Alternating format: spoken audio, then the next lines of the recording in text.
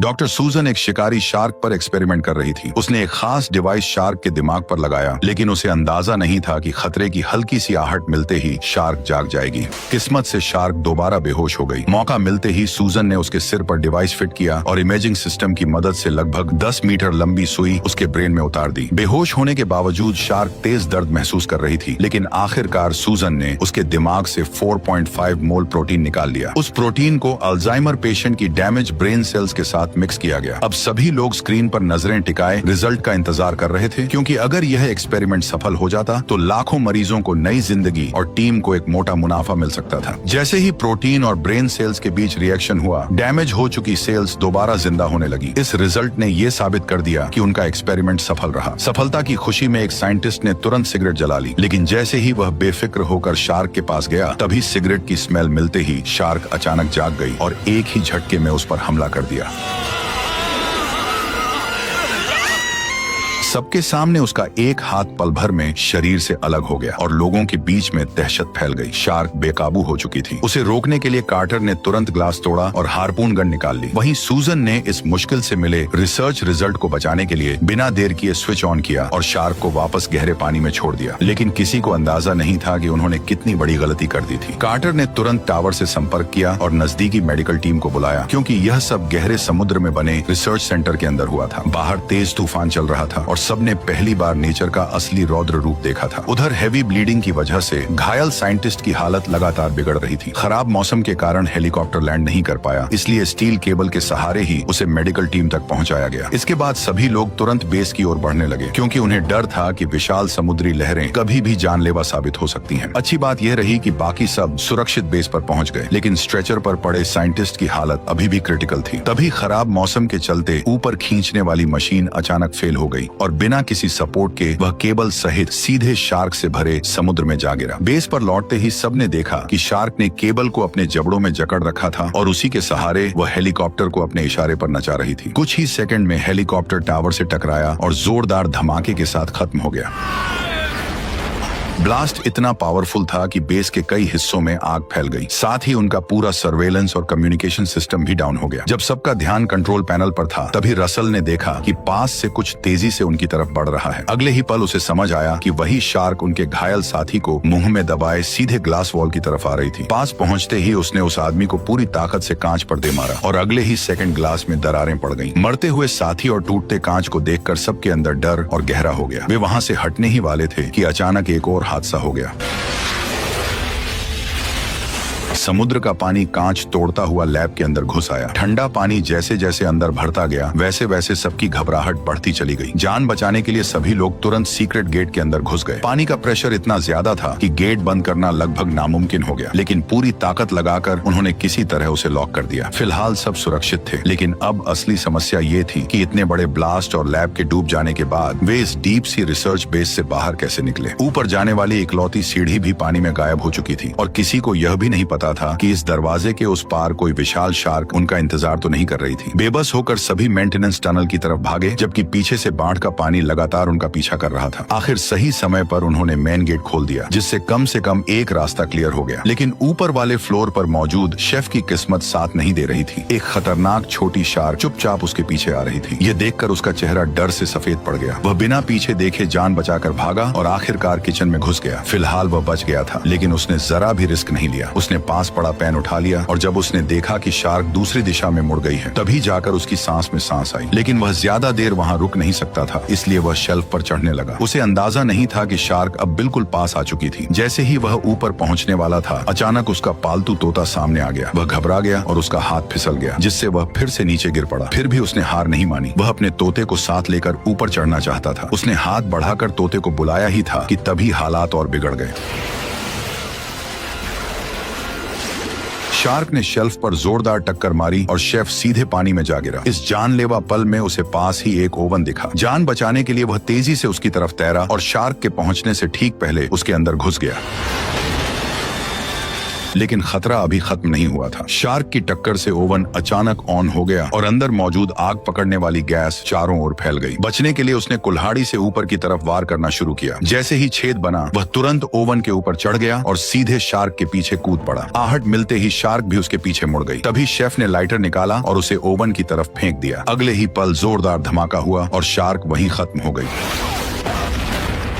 दूर हुए धमाके ने एक शार्क को तो खत्म कर दिया, लेकिन सबके दिमाग में एक बड़ा सवाल उठ गया कि एक साधारण समुद्री जीव में इंसानों पर हमला करने की इतनी समझ कैसे आई और उसने अपने शिकार को कांच तोड़ने के हथियार की तरह क्यों इस्तेमाल किया। तभी डॉक्टर सूसन ने सच बताया कि प्रोटीन निकालने के लिए उन्होंने शार्क के दिमाग में एक इलीगल केमिकल डाला था, जिससे उसका ब्रेन असामान्य रूप से बड़ा हो गया और उसकी इंटेलिजेंस कई गुना बढ़ गई। लेकिन साइड इफेक्ट में वे शार्क पहले से ज्यादा स्मार्ट और ताकतवर बन गई। सब बेबस और शौक में थे, फिर भी बाहर निकलने का रास्ता ढूंढना जरूरी था। उन्होंने पनडुब्बी से भागने का प्लान बनाया, लेकिन पता चला कि छोटी शार्क उसे पहले ही तबाह कर चुकी थी। अब सिर्फ दो ऑप्शन बचे थे, या तो तैरकर पहले फ्लोर के प्लेटफॉर्म तक पहुंचे और वहां से लिफ्ट से ऊपर जाने की कोशिश करें, लेकिन रास्ते में जरा सी चूक हुई तो बचना नामुमकिन होगा। दोनों रास्तों में मौत का खतरा साफ दिख रहा था और इसी डर ने टीम के बीच गुस्सा बढ़ा दिया। तभी रसल ने डाइव करके निकलने का सुझाव दिया, लेकिन शायद यह बात शार्क को मंजूर नहीं थी। अचानक वह पानी से बाहर उछली, रसल को एक ही झटके में अपने जबड़ों में दबाया और उसे घसीटते हुए गहराई में ले गई। ये देखकर सब सन्न रह गए। लग रहा था कि शार्क ने उनका डाइव करके निकलने का ऑप्शन पहले ही खत्म कर दिया है। मजबूरी में सबने सामने वाला गेट खोल दिया, जो शायद उन्हें ऊपर ले जा सकता था, लेकिन कुछ ही सेकंड में एयर प्रेशर की वजह से समुद्री पानी लिफ्ट शाफ्ट में भरने लगा। दो मेंबर्स ने जान जोखिम में डालकर दरवाजा किसी तरह बंद किया, पर नई मुसीबत उनका इंतजार कर रही थी। ऊपर लिफ्ट एरिया में हुए ब्लास्ट से आग लगी हुई थी और रखा सामान भी फट रहा था। उधर शार्क लगातार दरवाजे पर टक्कर मार रही थी। स्थिति बिगड़ती देख कार्टर ने फैसला किया कि उसके साथी आगे बढ़ें और वह खुद रिस्क लेकर -1 फ्लोर का हैच खोलेगा, ताकि पानी का लेवल कंट्रोल हो सके। उसका फैसला सही साबित हुआ। उसने हैच खोल दिया और सही वक्त पर शार्क के हमले से भी बच गया। लेकिन तभी हालात फिर पलट गए। एक डीले स्क्रू की वजह से सीढ़ी का हिस्सा टूटकर नीचे गिर गया। अच्छी बात यह थी कि सीढ़ी दूसरी तरफ अटक गई, लेकिन एक टीम मेंबर संतुलन खो बैठा और सीधे पानी में गिर गया। कार्टर ने तुरंत खुद को संभाला और उसे बचाने की कोशिश की, लेकिन वह 1 सेकंड देर हो गया।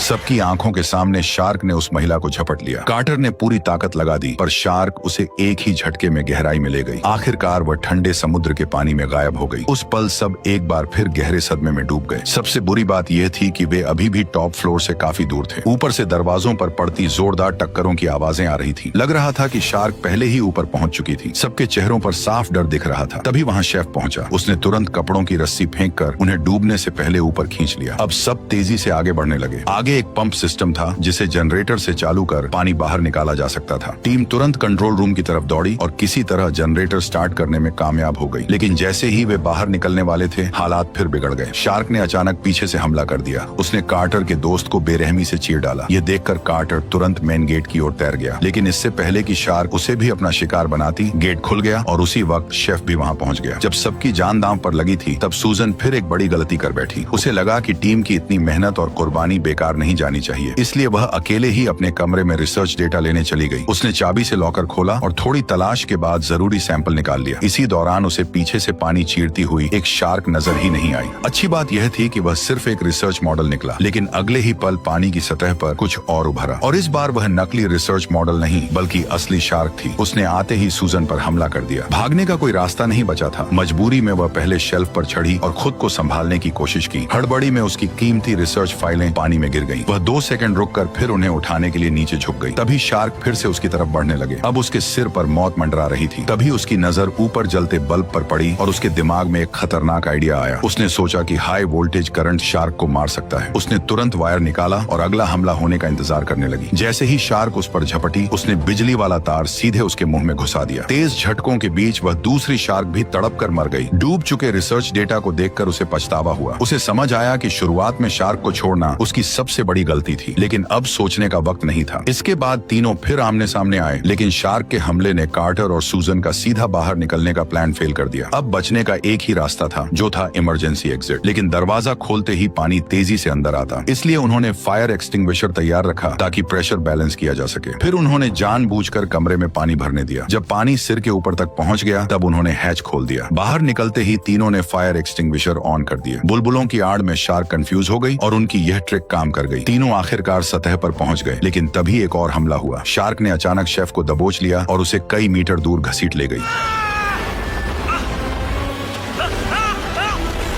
फिर भी शेफ ने हार नहीं मानी। उसने अपने गले में लटका क्रॉस निकाला और पूरी ताकत से शार्क की आंखों पर वार करने लगा। आखिरकार वह एक बार फिर मौत के मुंह से बच निकला। ये देखकर कार्टर और सूजन दोनों हैरान रह गए। कार्टर फिर से पानी में कूद पड़ा और शेफ किसी तरह मलबे के ऊपर चढ़ आया। सूजन ने उसकी चोट पर पट्टी बांधी, जिससे फिलहाल ज्यादा ब्लीडिंग का खतरा टल गया। चारों तरफ फैले मलबे को देखकर उन्हें एक बड़ी सच्चाई समझ आई कि पहले नीचे बनी मजबूत दीवारों से शार्क को अंदर कैद किया जा सकता था, लेकिन अब पूरा स्ट्रक्चर धीरे धीरे डूब रहा था और ऊपर सिर्फ पतली आयरन ग्रिल बची थी। इसका मतलब साफ था कि शार्क सिर्फ इंसानों को मारना नहीं चाहती थी, बल्कि वह इस इंसानी पिंजरे से निकलकर खुले समुद्र में भागना चाहती थी। उसे खत्म करना होगा।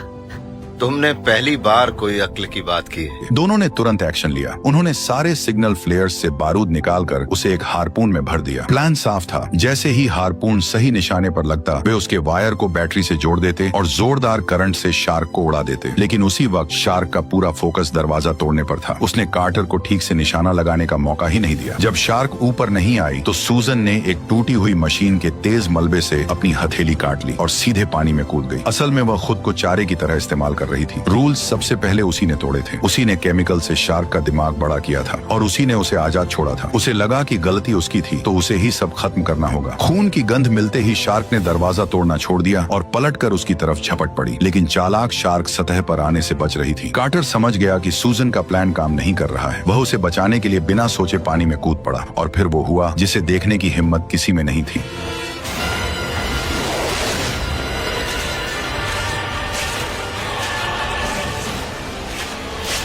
अगले ही पल शार्क ने सूजन के बेरहमी से टुकड़े टुकड़े कर दिए। कार्टर बस ये सब होते देखता रह गया। खून की गंध के बाद अब शार्क ने कार्टर को टारगेट कर लिया और उसकी तरफ बढ़ने लगी। जब उसने हमला किया तो कार्टर घबराया नहीं। अपनी तेज तैराकी से वह अटैक से बच निकला और मौका पाते ही उसने शार्क के फिन को पकड़ लिया और खुद को दूर धकेल दिया। उसी वक्त शेफ ने फिर कमान संभाली। उसने हारपून गन उठाई और पूरी तैयारी के साथ खड़ा हो गया। उसने हारपून को शार्क की फिन पर टारगेट किया और जैसे ही उसे सही मौका मिला, उसने बिना सोच हारपून सही तरीके से शार्क के फिन में दाग दिया। लेकिन उसी पल उससे एक गलती हो गई। हारपून फिन को चीरती हुई कार्टर के पैर के आर पार निकल गई। तार तेजी से खींच रहा था। अगर कार्टर ने समय रहते खुद को शार्क से अलग नहीं किया तो शेफ के बैटरी से वायर जोड़ते ही जोरदार धमाका होगा और वह भी शार्क के साथ खत्म हो जाएगा। लेकिन बचना आसान नहीं लग रहा था। शार्क जाली तोड़कर बेस से बाहर निकलने ही वाली थी कि तभी कार्टर ने सही समय पर जाल पकड़ लिया और खुद को उसके फिन से अलग कर लिया। उसी पल शेफ ने बैटरी से वायर जोड़ दिया और अगले ही सेकंड जोरदार विस्फोट हुआ।